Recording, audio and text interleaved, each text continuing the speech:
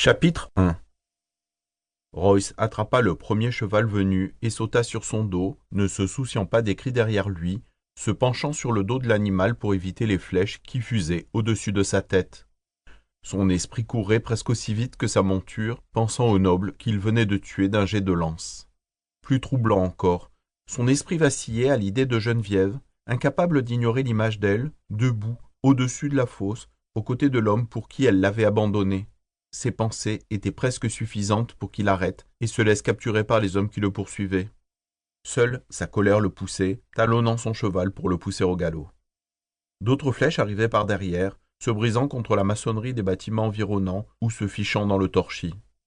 Les villageois s'écartèrent du cheval qui chargeait, et Royce faisait de son mieux pour qu'il ne s'écrase pas sur l'un d'eux. Cela signifiait se battre contre les rênes, forcer la tête du cheval de cette façon, et cela alors que ses sabots claquaient sur le pavé. D'autres sabots se joignaient au cœur de la cavalcade alors que les cavaliers chevauchaient pour rattraper Royce. Certains d'entre eux étaient peut-être des chevaliers, mais d'autres semblaient être des sergents d'armes faisant le travail de leurs supérieurs pendant que les nobles restaient là sans rien faire. « Après lui !» cria l'un d'eux. « Sus au meurtrier !» Royce savait qu'aucune résolution pacifique n'était à espérer s'il le rattrapait. La peine pour un simple meurtre était la mort, et il avait abattu leur seigneur juste sous leurs yeux. Il n'abandonnerait pas avant d'être sûr de l'avoir rattrapé, ou jusqu'à ce qu'il n'y ait plus aucune chance de le retrouver.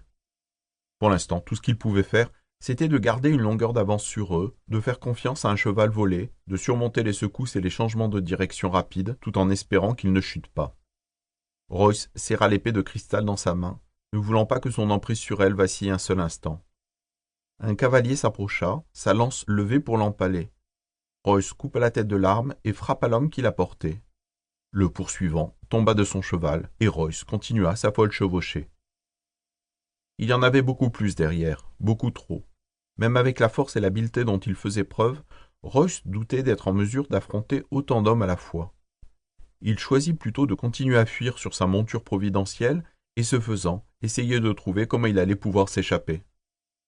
Il s'enfuit de la ville, le fort s'effaçant au fur et à mesure que le destrier de Royce traversait la rase campagne, suivant les crêtes et les sillons des terres agricoles dans sa foulée. De petits ruisseaux se trouvaient entre les deux, et Royce se dirigeait vers les parties les plus étroites, poussant le cheval à sauter plutôt qu'à patauger. Chaque foulée hésitante serait autant de terrain que le groupe de cavaliers le poursuivant rattraperait sur lui. Il se dirigea ensuite vers les murs d'une ferme, le cheval frôlant la pierre sans la toucher. Jetant un coup d'œil en arrière, Royce vit l'un des chevaux poursuivants percuter le mur et en entraîner d'autres dans sa chute. Ce n'était pas suffisant. Un autre cavalier arriva à la hauteur de Royce, se jetant en travers comme s'il espérait le faire tomber de sa selle. Royce s'agrippa férocement à son cheval, sa force brute le maintenant en place, alors qu'il assénait au soldat des coups de coude et de tête. Il vit l'éclat d'un poignard alors que l'homme s'apprêtait à le frapper par derrière. Royce se retourna brusquement, poussant l'homme de toutes ses forces.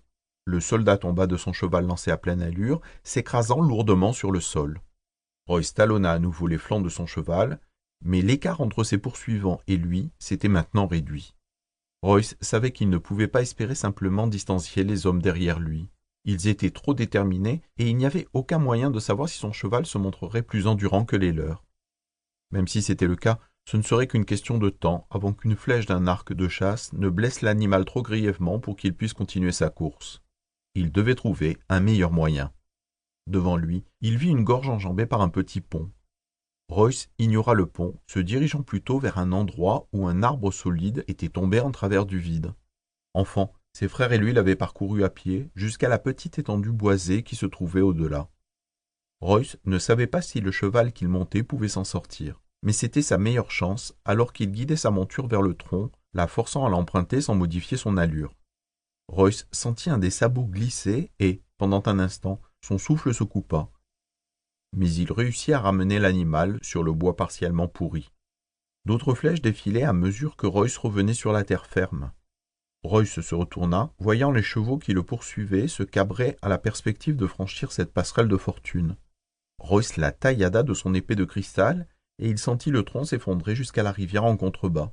Pour continuer à écouter ce livre audio gratuitement, cliquez sur le lien dans la description et vous pourrez l'écouter en entier sans frais grâce à l'essai de 30 jours d'Audible.